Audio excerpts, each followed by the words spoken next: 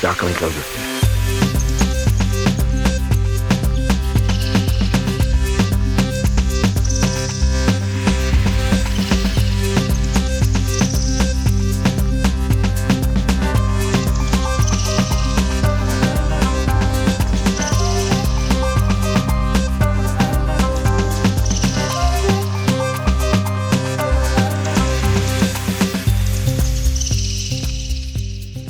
Hello everybody and welcome to The Birders Show. I'm joined as always from Medellin, Colombia by Diego Calderon. Diego, hello. Buenos dias, mate. How's it going? How are you today?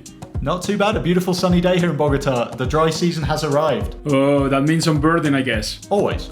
No, I'm off on my travels in a couple of weeks. December, holidays, Christmas, you know the drill. How about you? I'm not bragging as you are doing because you're going to an amazing area. If you give us detail, we will be all drooling. But yeah, actually, I've been entertained with the juvenile Black Phoebe that finally, fledged and is around.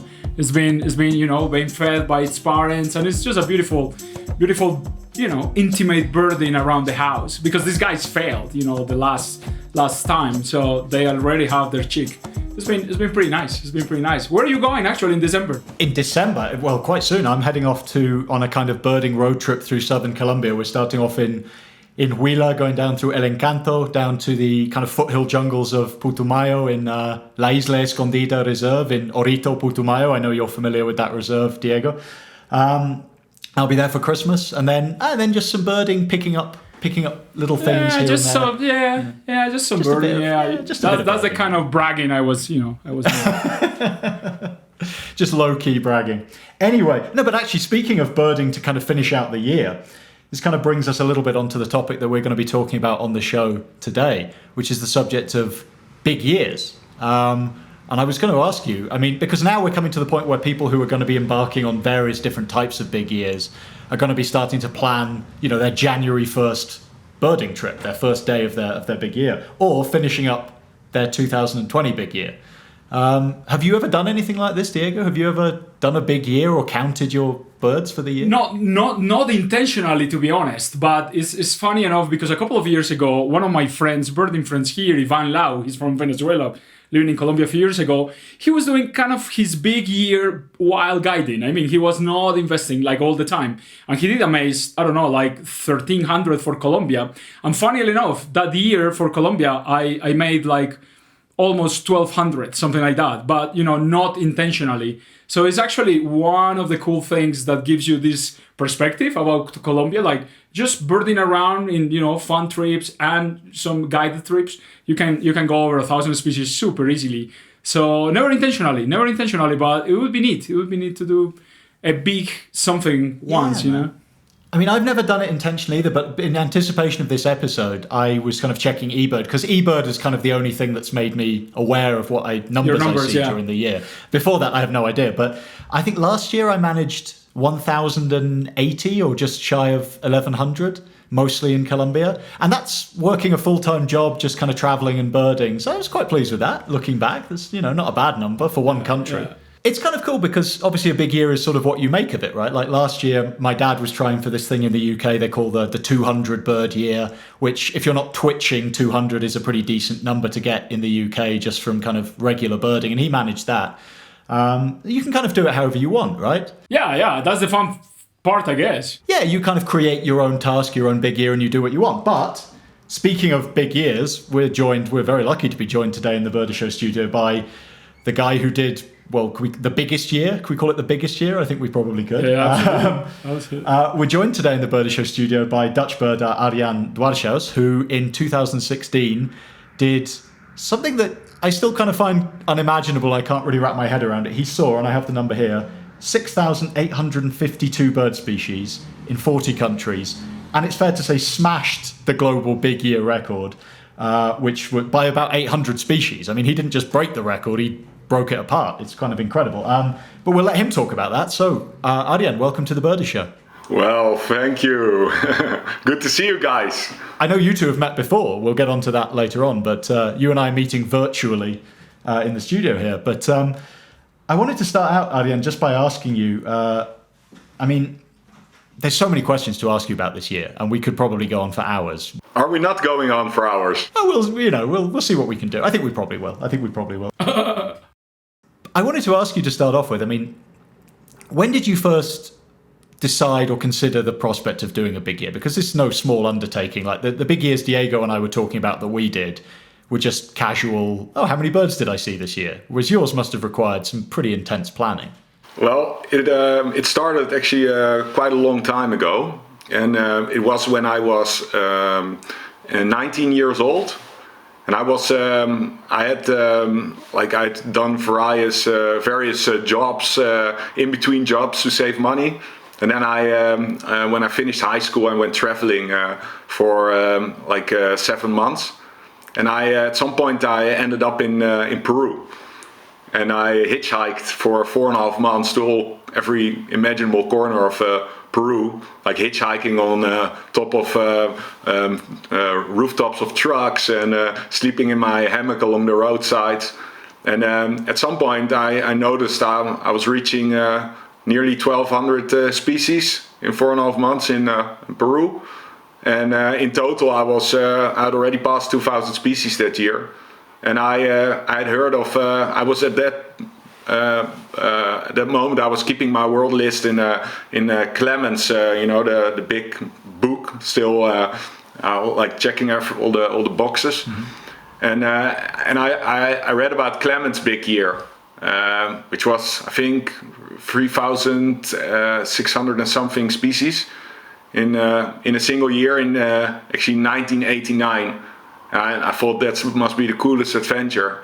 And I thought, well, if I can see that many species in such a brief moment of like in just over half a year, and without even doing Africa or Europe properly, and hitchhiking, North America, well. And doing it by hitchhiking, right? Yeah, exactly. And hitchhiking, I thought, well, I can definitely try to break that record at some point. And then, of course, in 2008, that record was smashed by Alan Davies and his wife. Ruth Miller. And Ruth Miller, yeah. No. Well, I have that number here, 4,341 they saw in 2008. Yeah. So I thought, wow, that is incredible and such a cool adventure. And I still thought I could beat that, with traveling my usual way of hitchhiking, sleeping along the roadside, and planning everything properly. And then, of course, in 2015, in 2014, the idea started of maybe I should do a big year. Maybe I should try to break 5,000 species in a single year. And then in the autumn of 2015, I thought, damn, I'm just going to go for it in 2016. Or in the autumn of 2014, sorry. I thought I'm going to go for it in 2016. So I put a tweet out, 2016, I'm going for it. And literally 2 minutes later, I got a text message from a friend of mine in the US. And it was American Noah Stryker will break a world record in 2015, the year before me. So your thunder was stolen before you'd even got started from the beginning stage. Well, I was going to ask you actually, because I'm looking here at the numbers. So Noah, on his big year, the year before yours, he spotted 6,042 species. And I was going to ask you, because it's kind of an unusual prospect that you face, because normally people, they come into this with a few years of get space between the previous record, they can think about it. Whereas you face the unusual prospect of doing your big year right after the record-breaking year. But I wanted to ask you, how much attention did you pay to Noah's big year, and what were the lessons that you took from it, sort of positive and negative, from his itinerary, from his successes and his failures? Well, first off, I want to give a big shout out to Noah, because he laid the foundation for the new way of doing a thing like this. And also, without his big year, I would never have done my big year in the way that I did. So I think if you want to break a record, you should actually pay homage or definitely really study your predecessors. So of course I read in his book that, that he says, Aaron copied a lot of my itinerary, and of course I did. So I followed him the whole year. Every day I read his blog posts, which were fantastic, and I followed his numbers. And I of course I just basically looked at his itinerary, and I thought, well, I can do a little bit more over there, should do a little less over there, maybe I should do that area in a different time of year. Well, that was probably a very good guide. I should probably try to contact him, like Diego. Thank you. And actually, yeah, I totally agree that this kind of becomes, like an effort by several people over the years. I mean, you have to learn and apply what these guys were doing good, and fix the other things. Absolutely, it becomes kind of a community birding effort at the end.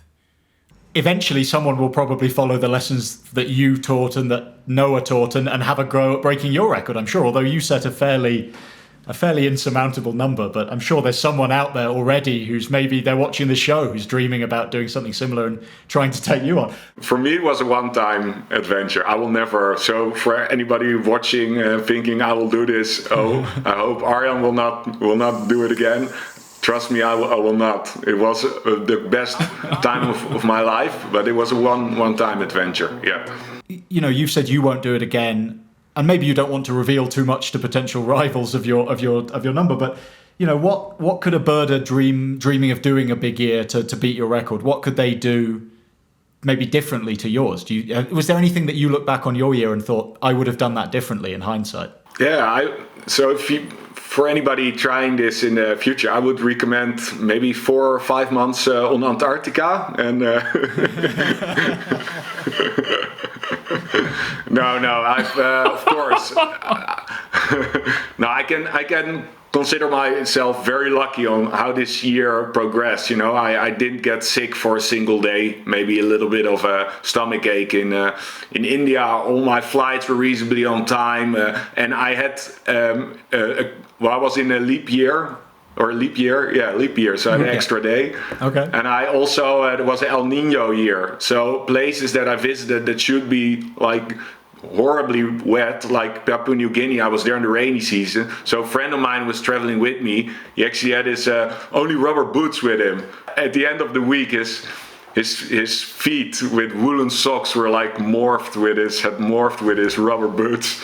So I was incredibly lucky how all this worked out, but still, of course, I could have done things differently. So I maybe spent too much time in East Africa and Southern Africa. It was amazing though, I had an amazing time there, but especially like traveling through the Usambaras, looking for all these rare endemics, but progress was slow at that moment. Like I saw maybe on average like 7 to 8 new birds every day, while my total should be above 18 or 19 new species every day.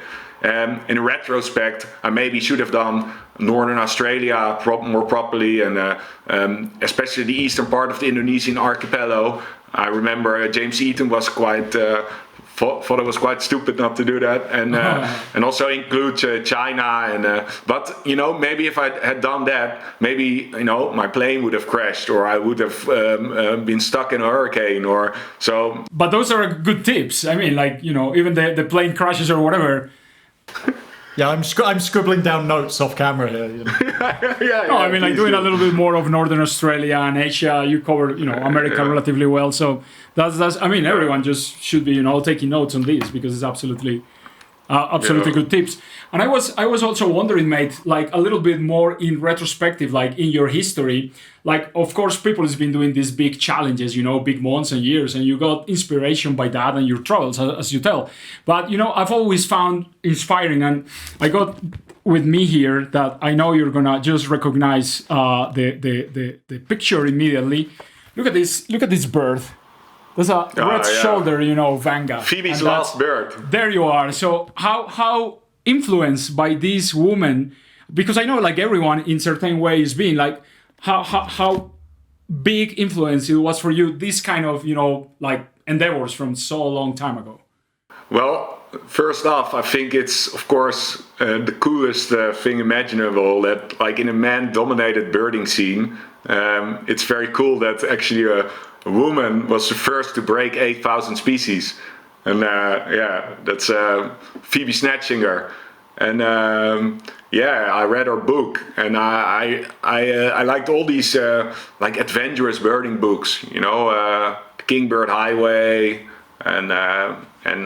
Phoebe's book and Scotch stories from Central American forests and things like that. Yes, and I like what really got me into doing something like this. I like the adventurous part of birding, traveling to remote places, and before doing a big year, I always dreamed of looking for a undescribed bird species somewhere, or like really traveling to a place that no ornithologists have ever traveled to. Maybe going to the Serra del Divisor in the Peruvian part, that would be amazing.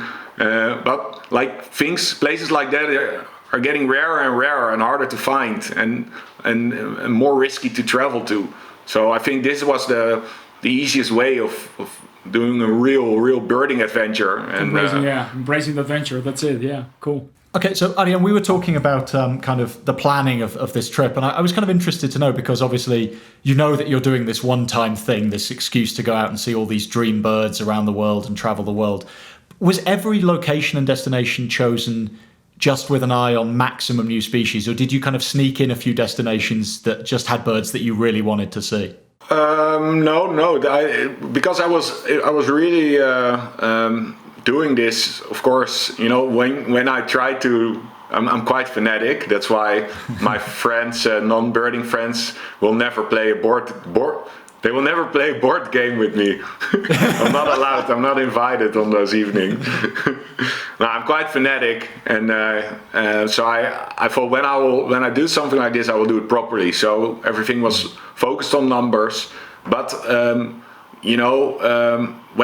after I broke the record in Costa Rica in November, I thought, I can sneak in a short hike to look for the horned guan, bird I was was my most wanted species in life. So I was traveling to Guatemala anyhow, so I went for that. You can do a lot of species, but I will give you an example. One of my top days of my whole big year was in Kakamega Forest in Kenya, and I had about 70 or 80 new birds species that day. So I sat down that evening with a beer, celebrating with the guys I was traveling with. This was the most amazing day. Holy crap. And then in the end, I was in the Usambaras in Tanzania, and I traveled for a whole day, hiking up and down, off trail on these hillsides, looking for some very difficult to find endemics. And in the end, I had just 4 new birds that day.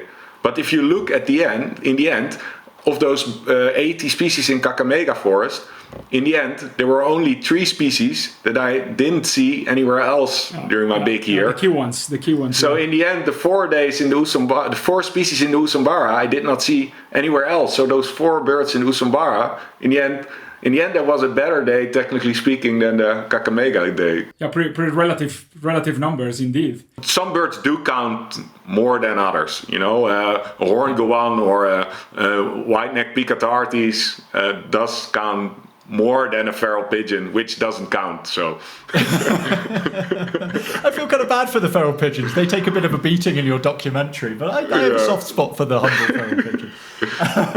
I was also going to ask you, going back to the kind of the different countries you visited and the birds you saw there, was there any country, for example, that exceeded your expectations, or any country where it didn't go as well as you planned, or anything like that?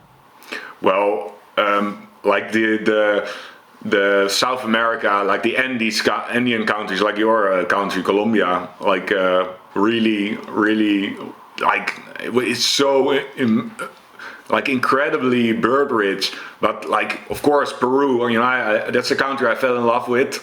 And when I was 19 years old, or actually when I was 14, I traveled there with my dad, saw jaguar for the first time there.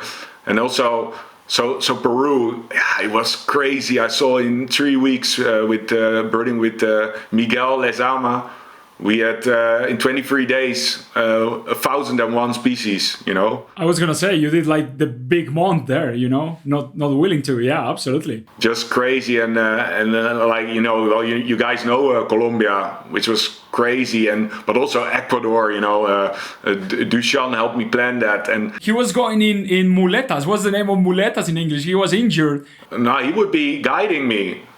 Guiding you on crouches in the botanical gardens. I mean, wow, absolutely crazy. He stepped on a basketball and then broke his leg. It was terrible. Oh, wow. But in the end, so maybe the best birding spot in the entire year for me was Sani Lodge. You know Sani Lodge? Mm-hmm. Yeah. I was there with, so it's in the Amazonian lowlands,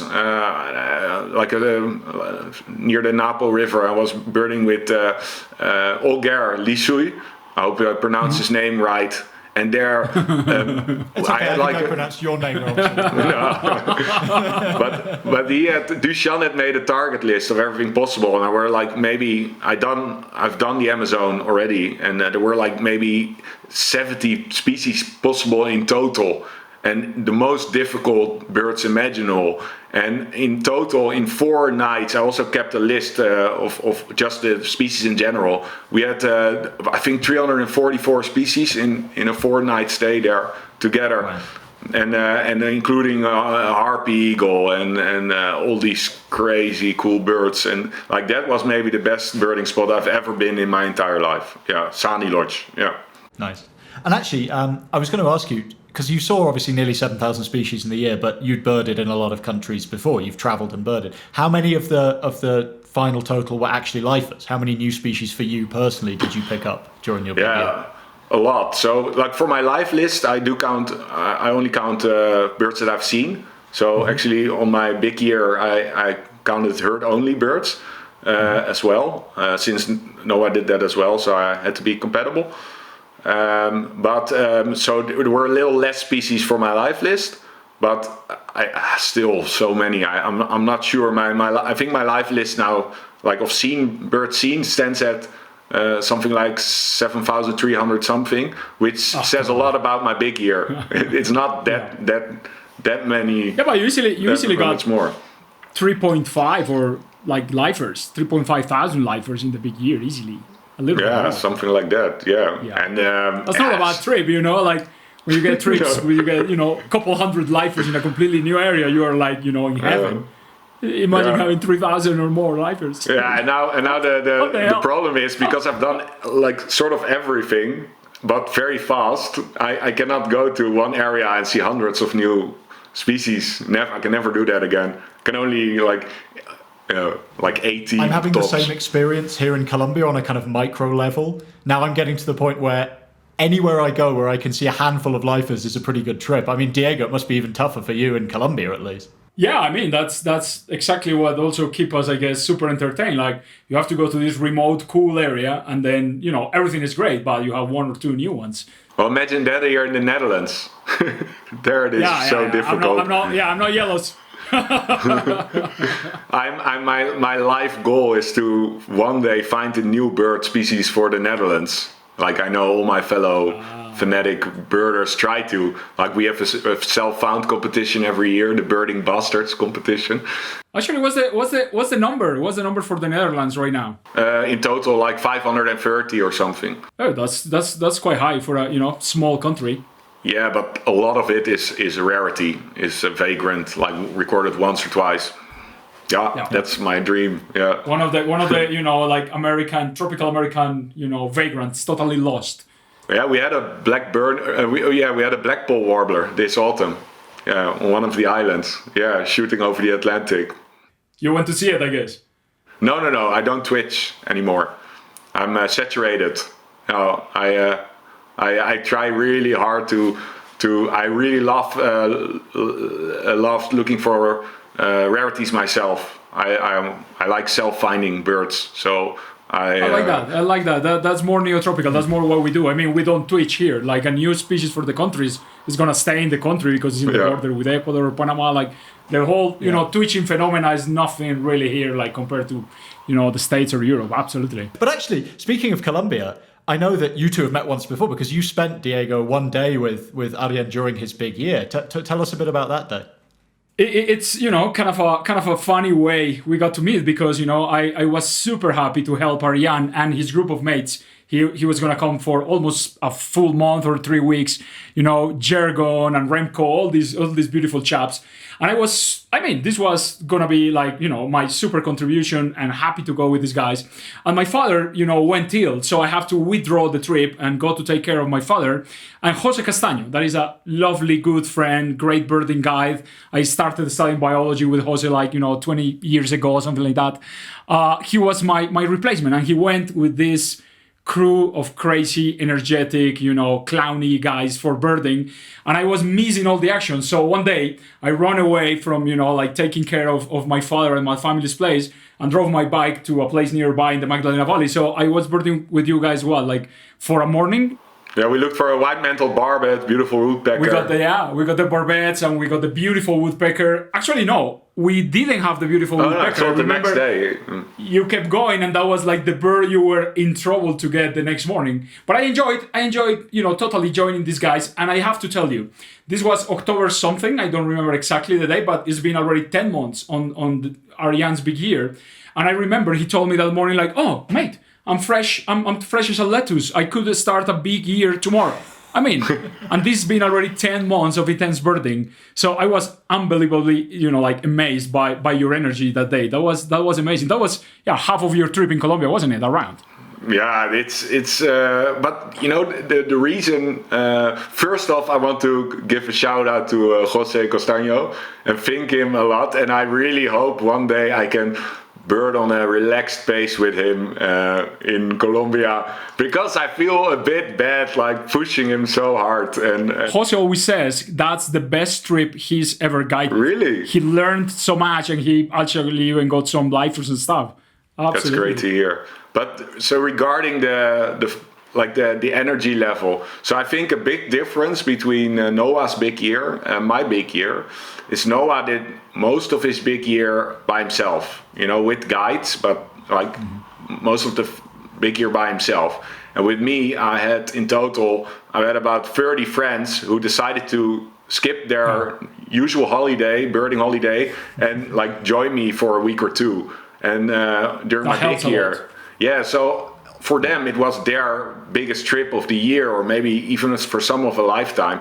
So they arrived, and maybe I was a bit fatigued after a long flight or a big birding session in another country the day before.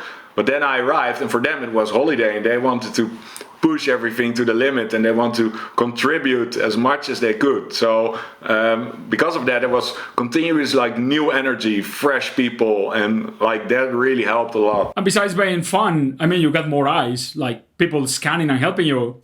You can share these incredible sightings, For me, sharing a bird sighting, for me, ultimate birding experience is finding a new a rare bird in the Netherlands with two friends of yours, and you can high five and you can drink a beer afterwards. And it's also on a birding trip, you have an incredible day, you see something like a harpy eagle, and you sit down at the end, you do the bird list, you drink this beer, you say, damn, this was one of the best days of my life. Yeah, that's all about birding, eating it is the beer and the vertical pizza at the end of the night, at the end of the day. The vertical pizza, that was one of my favorite moments of the documentary. You there in the screen have to watch Arjan's documentary to know what vertical pizza is. Go to Vimeo and watch it. Okay, so we've talked kind of broadly about the countries you've been to, the best locations and stuff like that, but let's talk about some of the specific species, because obviously in 6,800 plus species, there must be a few that stand out specifically in your memory. So what were some of the most memorable species that you saw during your big year? One of the best sightings, we already discussed the species, was harpy eagle. I actually had the fortune of seeing it 3 times during my big year. And one was special because, we have to travel back in time a bit. It was 2015, just 3 months prior to my big year, and I was invited on one of the biggest Dutch talk shows to talk about my big year. And the presenter, the host of the show, Umberto Tan, is like a very famous Dutch person. This is the man who was named best dressed man in the Netherlands, right? Yes, best dressed man. Okay. And he said, of course you can come on my show, but I want to go birding with you for one morning. So, a couple of days later we went birding. He with a camera crew. And he loved it, he fell in love with bird watching. I took him to a banding station. I put a gold crest in his hand. He could see this. His life. Yeah, it changed his life. Like he had this 5 grams bird in his hand, and he was like completely godsmacked. And so he went birding with me, without a camera crew, twice more, and then. He said, can I not join you on your big year somewhere? I said, well, you're one of the most busiest people in the Netherlands. I don't think it's possible. He said, are you going to Suriname? I'm actually from Suriname. He was born there. And he said, I have to do this talk show till June, July, and then I have to report on the Olympics in Brazil. So, in between, maybe I can. And I actually was doing Suriname in the first week of July. So there I was, half a year later, arriving on Paramaribo Airport, and there was Umberto Tan, this famous Dutch person. So we traveled into the jungle with Michiel van den Berg, the director of the documentary, and Sindil Roosem and Fred Panza, the 2 guides. And at some point, Michiel had to go to rush to hospital because he had caught malaria 2 weeks prior when traveling with me in Ghana. So at the end, Umberto and I and the guides were just in this remote place, in the jungle, in the hammock next to each other. And Umberto said, just before we went to bed, he said, what would be the best bird we could ever see? I said, well, Umberto, harpy, eagle, but it's incredibly rare. We don't have a nesting site. Don't count on it. But if we see it, you will have goosebumps on your arm. Next day, we were in this van driving on a longing road through the jungle. And Fred, the guide, was sitting on the top of the van, to have a good view of the canopy. And so at some point he slammed on the roof of the van, and he shouted. So I knew it was something incredibly rare.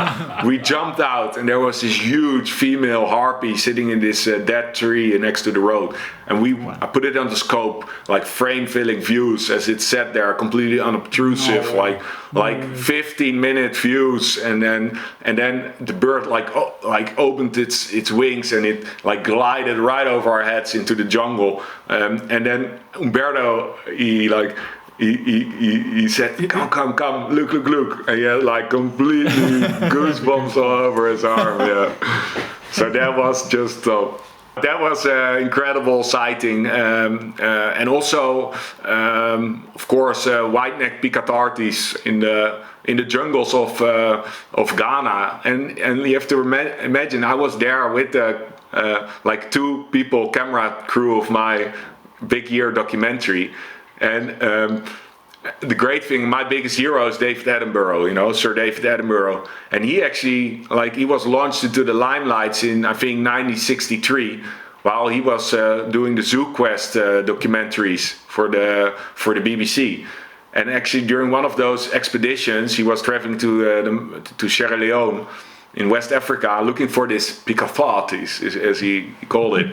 And he was there, at a nesting site, this overhanging cliff face with these mud cup nests of the Picatartes, and he was watching that bird, and actually that footage, travel all over the world, and actually that the very first one ever made, Yeah, it launched his career, and there I was 65 years later, I think.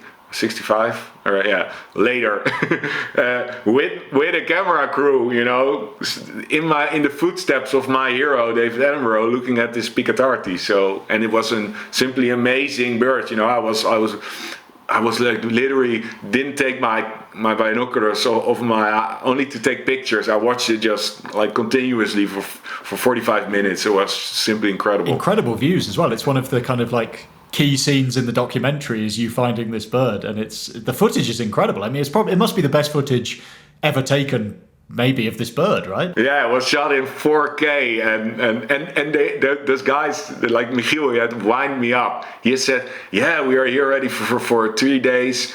And the bird did not show. I think you wanted to wind me up. That's what I was gonna say. This bird, you really have to be shy, sit there kind of at the entrance of these caves, don't make a noise, just behave, and then pray to the heavens for these things to come. So you have to be lucky also, and with good guides and stuff. But that's it. And these are memorable, cool, rare birds. But I've always wondered, from the commonest, easy birds, what is one of those memorable moments you have with, really common thing on your big year, but that you really, enjoy it or had a blast with it? It's more not just a single species, but it's a phenomenon, and it's migration. We here in the Netherlands, we are highly dependent on migration. That we have strong seasonal differentiation here. And for me, it was, I was traveling in Israel, and also traveling in the highlands of Ethiopia during peak spring migration. And I was there for, let me take you to one moment. It was the beginning of April, and I was on this grassland plateau high in on the central plateau in the Ethiopian highlands, and there was no tree in sight. And then suddenly I saw 3 birds approaching from far away, heading north, and were 3 northern golden orioles. And they just passed by, driven by instinct, migrating north. And then I had this incredible day with Montagu's harriers, bellied harriers, also different types of warblers just foraging in the plain open, in the grass between rocks. And it's just that phenomenal worlds. Yeah, birds I've seen countless times, but it's just incredible to see these birds that when I see them in spring, in April or May, for the first time every year, my heart jumps a bit. I see those, it feels like you see a friend, a friend you haven't seen for a long time, and you see him again, and everything feels familiar again. So I like common birds, but migratory birds. Yeah, that was still magic, absolutely. And every end bird, I love end birds. Actually, talking about common and these hard, monumental, mythical birds, let us show you some bird pictures and videos we have for you, because I've always wondered, how well you prepare for a big year. You have guides, you have friends, you have to ID the birds, but we have some really challenging things here for you. So let's start with the hard ones. What is this? A European robin. Are you sure? You're completely sure? I'm completely sure. Okay, is that? I will eat my binoculars. What about this thing then? Is this a European something? No, it's a bloody Scytalopus tapaculo. There you are. And the good things about Scytalopus tapaculus is you have to hear them sing to be able to ID them. But knowing you, this will probably be that newly described tapaculo from... Almost. This is the styles that it was discovered prior, to the really new ones. Can you do the call of that tapaculo for us, Diego? What does that one sound like? Something like that, but it's hard. Okay. Just give us a little glimpse on this bird. What the hell is this looking so weird, man? I have no idea. What is this? This is the white-necked Picatartes, and look at it looks like it has a villain, evil villain mask that has ripped on the sides. It does. Yeah, and also, it really does. Look at the plumage. So, if you look at the plumage, it looks immaculate. So it's so pristine. I was going to say, you don't see it. That thing doesn't have feathers. That's just like a little miniature, toy. Yeah. And I was wondering, do you see that as well in? I think also in some South American species that live on the that are like ground dwelling species. Because I had somebody who told me that the fact that you don't see any separate feathers is like it protects the bird from parasites because insulation probably. Yeah. And actually, next species, quickly, do you go or not for that's painful. Yeah, grey-necked Picatartes. The other Picatartes. You didn't go to Cameroon, huh? This is my most wanted bird now. Oh, that's good, because I was going to ask you. Apart from that, I was going to ask you that question. Like, you've seen so many species. Like, what's next? So this is your current most wanted. Yeah. In mountains of Cameroon. It's only 2 birds in the Picatartes genus. You really picked some difficult ones. This is the DSP, Diadine Sandpiper Plover. Yeah. So the first time I saw this was in the mountains of Arequipa in Peru. And back then I was so altitude sick, I was like puking and almost crying. And then in 2006, I was at Marco Macochas when I was 19 years old. And again, pretty high too. Yeah. Again, I was like so altitude sick. Again, I was like crying and puking. With this photo, I was, like 4.5 thousand meters above sea level, like really, really high in Peru. I mean, totally sick.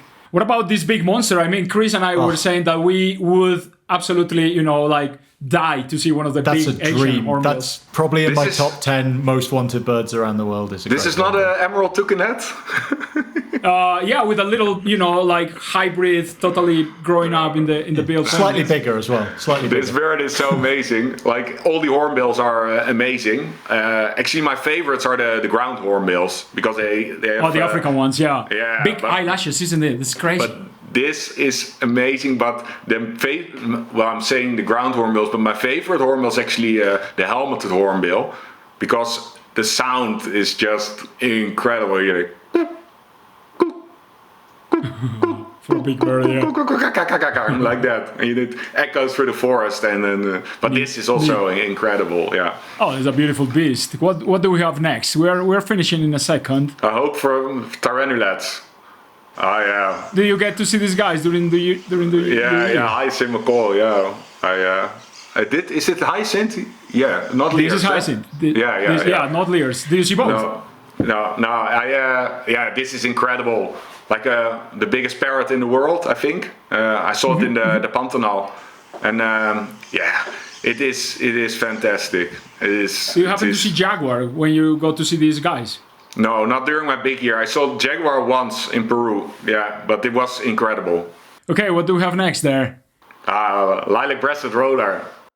Man, you haven't failed a single one. There's one I've seen. That's This is one of those. You were asking me a common bird that you really loved during your big year, and you saw a lot. This is one. This is one that every time you see it, you're gobsmacked by how amazingly beautiful it is. Like it's. And rollers in general are great. Yeah. Oh, they've been too easy. What is next? I mean, we put some really easy things. Papyrus gonolek. Yeah. Man, you got it like that.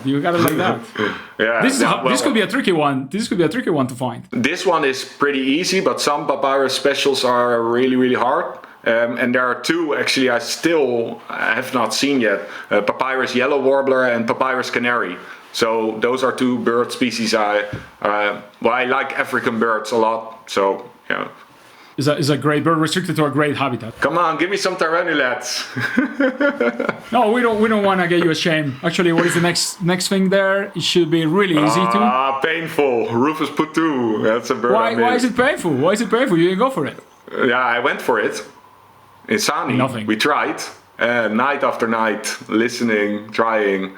I did not hear it, did not see it. Rufus putu, one of the last confirmed birds in Mitu, in the white sand forest in Colombia. So another good reason to visit. You have seen it, you both, eh? I haven't seen it. I haven't seen it. That is in Colombia, that's a big rarity. There's not many records of that bird in Colombia. Well, it's everywhere. It's a big rarity, I guess. As we get to know more the poor habitats where it lives, it gets more and more recorded. So it's being discovered in new places in Colombia all the time. So there's a huge kind of range expansion of the bird. Like they just recorded it sort of near Chiribiquete National Park, right? But it likes white sand forest, doesn't it? Or is it white winged? Yeah, that's it. Okay. That's it. Poor grounds, poor soils. Yeah. Okay, what is our last one there? I think we're finishing. Oh yeah, that's a city, black city. Yeah. Velvet, but this one is a juvenile, so the eyes wise not fully black. Yeah, exactly. Okay, so we got you at the end there. Diego got you at the end there. One. No. Yeah, we finished there. The black acidity does not exist, so it is a velvet. I was on, you have to forgive me, I was for 4.5 days on Madagascar. Only. Only 4.5 days. My heart bleeds for you. It must have been tough. 4.5 days only. It's a huge country. It's a huge country to do in so few days. Absolutely. Okay, so Adrian, we've talked a lot about the kind of the really fun side of your big year and all these incredible species and stuff. But I wanted to ask you a question, and we put out some questions to the audience before you came on the show. And we'll get to those later. But one of the questions that came up a lot that I want to talk to you about, aside from that, is the environmental aspect of such a big year. Now, you addressed this in your documentary, but for those who are kind of interested. Obviously, as much travel as you did, as many flights as you did, there's a certain environmental footprint involved in a year like this. So can you talk us through that? Sort of how did you mitigate your carbon footprint? How did you kind of anticipate the environmental aspect of your year? Yeah, so again, like that's another reason why I will never do this again, you know, why it was a one-time deal. And maybe like 5 years from then, I would have not done it again, you know, because like I've become more aware of the impact I have on the environment, and so that haunts me a bit, to be honest. But that said, I really looked at NOAA again. So again, he did a follow the carbon offset program. So I thought, you know, let's do that as well. Of course, I have to compensate for all my travel. So I thought, you know, I will probably have to plant trees till I'm 90 years old every day to compensate for this year. But it turned out for like $700, I was compensating all my flights through Green Seat at the time, but I now compensate all my flights always from through IUCN. But so I thought, you know, $600-700, you know, on the total expense is so little, you know, I should do something more with this, you know, besides like I'm traveling through all these incredible ecosystems, threatened places, you know, I see all these critically endangered birds. I should do something back for these critically endangered birds. So I decided to do a big fundraiser for the Preventing Extinctions program, like BirdLife's Preventing Extinctions program. So I thought, you know, I said to my dad one day in 2015, I said, Dad, I'm gonna raise $1 million for critically endangered birds. He said, well, son, that's very nice that you want to do that, but you always, you know, are a bit enthusiastic. You might bring it down to $100,000, and you will see that will be very difficult. You know, raising funding on your own will be difficult. So, you know, still I did, and by now I've raised nearly $50,000, 50,000 euros for the Preventing Extinctions program. So that was a good way to compensate for my travels. That kind of brings me a little bit onto one other question, which a lot of people asked, which was, how did you fund this year? Because obviously a lot of people see a year, 366 days of birding travel and think, wow, I mean, I'd love to do that, but where's the money coming from? So, you know, how was this year paid for? Well, that's interesting. So I was in 2014 when I thought, damn, I'm gonna do this. I was bartender. I was bartending in Amsterdam in a popular bar, and you know, living a totally different life. But you know, I had a lot of connections, and I like talking. You know, I like smoothing people. So I was on a television show about bird watching, where I met my girlfriend, and that show was pretty popular. You know, many people watched it in the Netherlands, and it got a lot of attention. And through that, you know, I was invited on these talk shows. You know, and I could talk about my big year, and I made it like this huge thing, and it was kind of a huge thing. And then I got sponsor deals. So I got Swarovski on board, I got Canon on board, and then I got this law firm that had a birder as a partner who want to sponsor. I had this sustainable coffee company. I had the bar where I used to work, and so yeah, I got a lot of sponsor deals. Actually, I think 20 different sponsors. And also I had saved money for this already for a decade or so. And the rest I could lend from my parents, which, without my parents I could have never done this. So, I'm a spoiled brat. Okay, yeah, that's the truth. Without my parents I could, and I know how incredibly fortunate I am that I was able to do this. Just one last question before we get on to kind of the questions we have from the audience and stuff like that. I was personally interested on the impact that such an intense year of birding has had on your relationship with birds and birding. Has it changed your relationship, enhanced it, detracted from it? How has it changed? Not even the birding aspect, but all of it. I didn't change that much. So 3 days after I returned from my big year, I went bird watching on my own on my bicycle, and I love birding. I fell in love with it even more through my big year. So I became more fanatic, and I actually started my own company, the Birding Experience, and I started guiding really fanatically. I got this attention from the big year, so that really helped. So the big year helped me turn my hobby into a profession. I can now live off of birding. I started, I thought, birding is so versatile, and I discovered it's not just watching birds, but you can write about birds. I'm actually currently starting a podcast about birding, taking pictures, making documentaries, and it's such a amazing hobby. So I actually fell in love more with birding. Yeah. So when we knew you were coming on, we shared your picture out on our social media channels, and we asked our audience for questions for you. And actually, the response was huge. Clearly, this big year, it captures a lot of people's imagination. We've never had more questions from the audience before.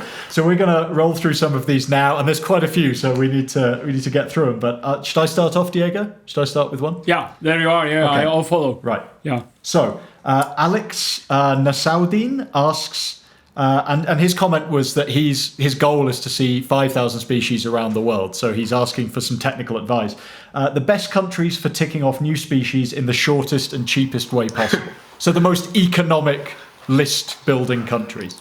Well, I think what really helps is if you learn how to speak Spanish, because that opens doors to travel in the bird richest places in the world. I think the Andean countries, they speak Spanish in Bolivia, Peru, Ecuador, and Colombia. So and also in many Central American countries. So learn Spanish, and then if you speak Spanish, you can travel. Actually, you don't have to go on an expensive tour. So the first time I speak very poor Spanish, but I managed to do in 2006. I did 2 weeks. I spent 2 weeks on the Manu Road, like walking the entire stretch, camping along the roadside, and I spent maybe $40 just eating canned food.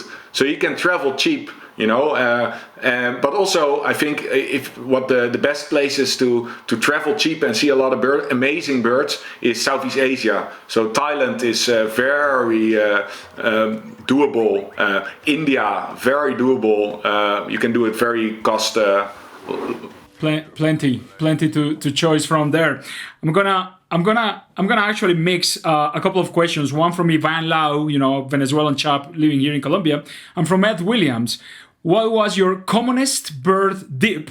And what was your biggest dip? Probably the one you wanted to see more and didn't. That's a good question. The commonest bird that I dipped is quite easily has to be greater striped swallow. So I went to South Africa about a year ago, and I was there in summertime, and it was literally the commonest bird over the grasslands. But I was there in winter, and then they winter in the in the Congo Basin and the grasslands of Zambia. And so I was there, and we really looked really hard for one straggler, one that had remained, and I failed. So there was definitely great striped swallow, the commonest bird I missed. And your biggest, sorest dip? That was probably Maria. Oh, really? You didn't see Maria? We're showing Maria right now here in the videos. That's the giant ant pitta from Angel Pass. So I was there with Angel Pass, and the day before, a group, 2 buses with Japanese photographers went there with Angel, saw a pair of giant ant pitta, photographed it like from every imaginable angle. The next day I was there. It was clear skies, beautiful weather. I was whistling in the taxi towards I was on Angel Pass hands. And I was the only one there, so I was like, which is rare, you guys probably been there. I was there alone with Angel. And so he started calling, Maria, venga, venga, venga, venga. And I thought, okay, there she comes. No, it was Rufus. It was an ant rush. Willy. Yeah. Oh, the ant rush. Yeah, the Rufus. And then okay, let's go to the yellow-breasted ant pitta in between. Okay, let's go there. We came back. Maria, venga, venga, venga. At 11 o'clock, Angel was completely had a sore throat. Was calling him Maria, and there was no giant ant pitta. And it also made me realize, that's you're looking for a wild bird. Sometimes it just doesn't want to play ball. So I end up dipping a giant ant pitta. But that said, the greatest thing about birding is that sometimes the biggest dips will amplify your biggest finds, your biggest victories. So sometimes as a birder, it's important to really miss something really terribly, and then there is always this reason to go back. I mean, that's it. No, I agree. Dipping is a vital part of birding because it keeps the emotion and the excitement going. Also, for the young birders watching, also sometimes making a wrong identification. I know the feeling. You can feel really bad, if you put a record out and it turns out to be something else. But those moments will make you a better birder. Dipping stuff sometimes. And making wrong identifications is part of the game, and it will make you a much better birder over time. Yeah, you're gonna love it. Yeah, that's good advice. Okay, so the next question, I'm also going to mix kind of 2 together that are quite similar. So John Cahill and Ryan Phillips. John Cahill. He asked, what bird did you try the hardest for? And Ryan Phillips asks, what was the hardest bird to get? So maybe it's the same answer or maybe 2 separate ones, but hardest bird to get. Well, I think that's funny. John probably wants me to say horn guan because I saw it with him, and we walked up. Normally you do an entire day or 2 days to the volcano thing. Yeah, we did it. We started walking at 2:30 in the morning. John and I walked up we were up there. We had walked up 1,200 meters in altitude difference in just 4 or 5 hours because, we were both fit. And then after we almost missed the bird, and just before we were ready to give up, one of the local guides found the bird, and it was sensational. That was probably the hardest I tried for one bird. And I just talked about giant ant pitta, but probably an even bigger dip, and a bird I tried for on a rainy day, walking uphill, downhill, through a wet jungle, and I forgotten my lunch and my water bottle, was helmet vanga. Oh, and I missed it. I've never seen it. Yeah. I want to. It's a one hard to miss. I mean, like, beautiful bird. Michael Miller asked something really cool. He says, what was kind of your hardest bird to ID because kind of lack of a study or kind of complicated natural history, life history, like, what is this? And the local guide also struggling. No, regarding that, it's definitely all the Scytalopus tapaculos and all the tyrannulates. And there I have to give a big shout out to all the guides who helped me out, Yeah, here in the Andes, absolutely. So those birds I would not even be able to identify. Maybe I would have tried, but I probably would have made a lot of wrong identifications. So it's really that local knowledge is vital. So I urge everybody, if you have the money, you can do it. When you travel to a place like Colombia or Peru, hire a local guide. You help the locals. You promote also conservation, because those people will look after the birds. And you get your tapaculos straight. And you'll get your Tyrannulets, and it's a lot of fun. So yeah. And who could ask for more than getting your Tapaculos, right? Yeah, well, I like Tapaculos. I'm a big fan of Scitalopus. I like a Tapaculo as well. It's why I like Antbirds as well. It's a task that you have to work kind of hard. So we have a question here, which is another kind of this question is a bit like John Cahill's question, because I know that the asker has a connection to you. But Juan Diego Vargas from Costa Rica, he asks, and I'll qualify this, he asks, what was the species you celebrated the most? Now, I think he wants you to say the record-breaking species, which was Buffy crowned wood partridge, because I noticed in the documentary that he's with you when you see the bird. But actually, I want to take his question and go a slightly different direction, because my observation from the documentary was that perhaps, and I could be wrong, that wood partridge perhaps was more a celebration of a milestone than the specific bird. Like the bird just happened to be that bird. And it seemed like you celebrated more like things like Maleo and Picatartes. Like these were the birds that you wanted to see. So is the answer Buffy crowned wood partridge, or is it a different answer? Buffy crowned wood partridge was a very special moment, also because I had 3 friends of mine with me who were at the time traveling through Costa Rica, and they were allowed to come on the tour, and then by Peter Westral, who was organizing the whole thing. And they were there, and they had bought a bottle of champagne with them and a box of cigars. So I saw that bird, and they were there to celebrate. And Juan Diego was there as well, and I could sip this champagne and take a hit of the cigar, and then I could say like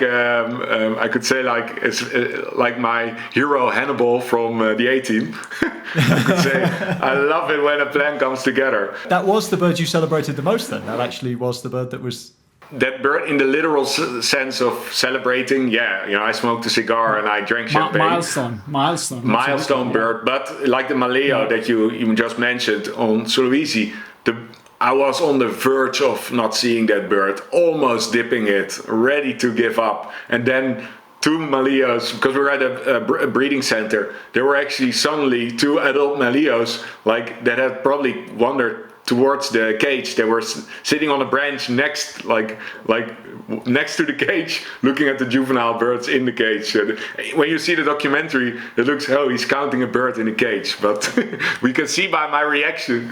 As birders, we totally connect with your reaction, because that happens, last second, the bird just, show up. It's crazy. Sometimes it always makes you believe in a higher entity. Sometimes you can at the verge of giving up, something like that happens. It's crazy. And from my side, from the questions of the audience, this is the very last one that I have. Pablo Chumil, actually, he asked for a very personal thing, what was your hardest, your toughest birding day? I mean, you didn't seem to suffer much in the documentary, but there has to be a day that you didn't want to be doing this big year, mate. Yeah, that was 100%. So I have to describe this day. Well, there was this day in looking for the Helmutvanger. So first, wake up 3 a.m, going in a vehicle without suspension on the most difficult road I've ever been on. It was literally like a landslide, going 15 miles an hour like this. And then we arrived just after dawn. There was a guy with a machete, hacking his way through the thickest jungle imaginable. It was wet, rained the whole day. At some point, after 10 hours of hiking, it started to get dark. I said, "Now let's give up." How many kilometers back to the car? He said 4 kilometers, no trail through the jungle. So we arrived after dusk. We had to drive this horrible road back. I was hungry. I had no time I had only wet clothes left, so I had to jam everything in my bag, drive 5 hours in a taxi to the airport in the capital of Madagascar. From there I had to fly to Nairobi. I had a 3-hour layover. From there to Lusaka, 3-hour layover. From there to Malawi, where I arrived in the middle of the night, and then I had to drive 5 hours to the next birding site. So sounds a little tough. Yeah, that sounds like a tough day. But also, again, those are the best days in retrospect, adventure-wise. Yeah. And there's one final question from the audience. So we shared a nice picture you shared with us of you in binoculars, smiling at the camera, looking very happy. And Jane Word asks, with a big wink, I think, are you married?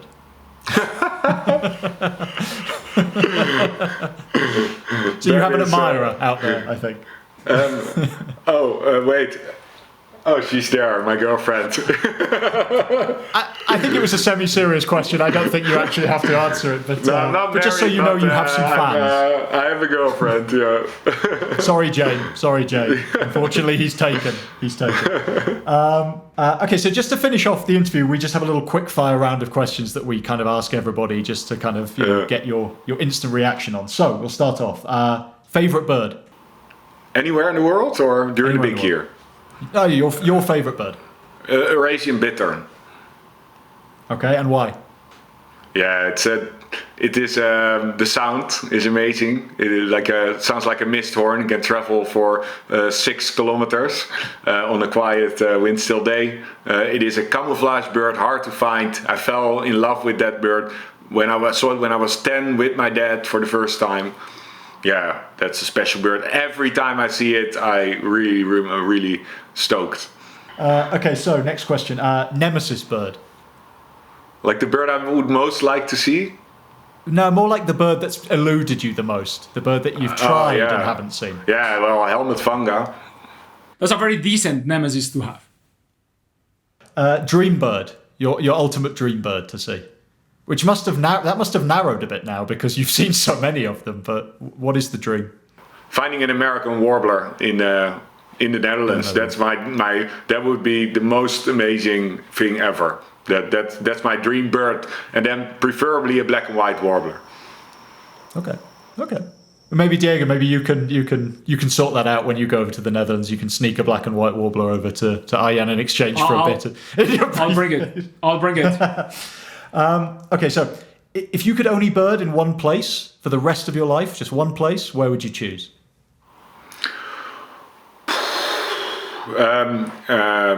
Well, I'm inclined to say the coast of Netherlands to find my warbler. Yeah, well, maybe like I would say maybe some place like the Sanilords or something. But I really love the seasonality, and so it has to be a place somewhere in the northern hemisphere, and then probably it would be the island where I always go rarity finding. So it will probably be something like Vlieland or Texel, one of the Waddenzee Islands here in the Netherlands. Also, it's not so much the number of species, but it's the sheer quantity of birds. You know, we have here in the Netherlands, we have over 1 million barnacle geese, over 1 million white-fronted geese, and 1.2 million widgeons that all winter here. You know, so it would be the Netherlands, you know, the sheer quantity of birds. Yeah. Okay, good. Your favorite bird song? Probably Common Patu. Do I do it right? Perfecto. Nice, that's good. And Diego's usually the master of the birdsong invitations. No, I like birdsong. I do it. During my guiding here in the Netherlands. My gimmick is I think I'm one of the few people who can imitate water rail. So I go. Wow. That's really and then good. the bird comes. Wow. Yeah. So yeah. Nice. Okay. That's good. This is a question that's always brings up some interesting answers, and that Diego and I have our own opinions on. But binoculars, 8 or 10 or maybe 12. 10.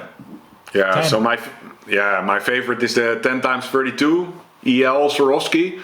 But now I'm blessed with the new NL Pure 8 times, which is a sensational binoculars. But still, oh, you went for 8s. That's good. Well, they gave me an 8 to test, so beggars can't be choosers, right? You take what you give. When they offer you NL Pure, you take what you can get. But to be honest, still the 10x32. You know, I did my big year with that binoculars. I sold the most bird species with that binoculars. So that is the holy grail of binoculars for me still. Okay, good. And finally, your dream bird behavior to see in real life. Oh yeah, that is has to be probably it's also because you asked already about my nemesis bird. Maybe I really, really want to see the red bird of paradise at a display site in the canopy in West Papua. Oh man, I've seen images and video by Tim Lehman. Like, I think he was the best bird photographer and filmmaker at the moment. And yeah, that bird, oh man, that has to be incredible. But any bird of paradise, I visited Papua New Guinea twice. I'm consider myself very lucky. And I've seen some like the King of Saxony bird of paradise with those eyelashes displaying, but 12 wire bird of paradise. But still, I've never seen a Parotia display, or I've never seen a superb bird of paradise display. So, or a black sicklebill. Holy crap! Yeah. So all of the birds of paradise. Yeah. I think that about wraps it up. We probably could have gone on talking for hours and hours. I mean, we probably could have had a discussion about every single bird you saw on your big year, and we'd be. We're not doing part 2. Well, yeah, we'll have to have you back for part 2. We'll have to get all of the big year record holders together on some epic episode and just compare notes. That'd be great. Yeah, and I want to grab Noah and then. Okay, well, Arjan, thank you so much for joining us on the Birdish Show. Just for anybody who's interested in following your journey and following the stuff you're doing, where can people find you online? Well, they can find me on my website, which is www.arjandwarshuis.com, which I should probably change to something like johnbird.com. Yeah, johnbird.com. I while now saying this, I think, I have a very difficult name for internationally speaking. And then, of course, my documentary, well, you can find it on my website. If you're ever in the Netherlands, you want to book me for a tour, you can find me on my website. And I'm Arjan Warshuis on Instagram. Well, now I think I should also change that to something more accessible. And again, my book, if you're in the publishing business and you're my editor, you're looking for an English publisher or an American publisher or South African publisher to publish this thing in English. So please help me. Well, we'll have all of the links, as always, to all of those things that Arjan just said in the description below. And, well, thank you so much for joining us. It's been a pleasure talking to you. Well, it was great to be on your show. You really have something nice here. And I think this will become... this will be just the first season. There will be many, many more. You will be old and grey and still doing this as a duo. And hopefully together next... Yeah. Great to see you after a few years, mate. Yeah, likewise, mate. And if you guys ever come to the Netherlands, feel free to give me a call and then go some birding. I need to see that bittern, I tell you. Yes, and you need to see Amsterdam. Well, on that note, let's wrap it up. Arjan, thanks for joining us. And Diego, as always, it's been a pleasure, and I'll see you next time. Cheers, guys. Yeah, absolutely. Cheers. Ciao, ciao. Ciao. Thank you, everyone, for watching The Birdish Show. Hopefully, after finding all about Arjan's big year, you're inspired and not too jealous. If you enjoyed the show, please make sure to comment, share, hit the notification bell so you're kept updated about all of our latest episodes. Again, thanks for watching.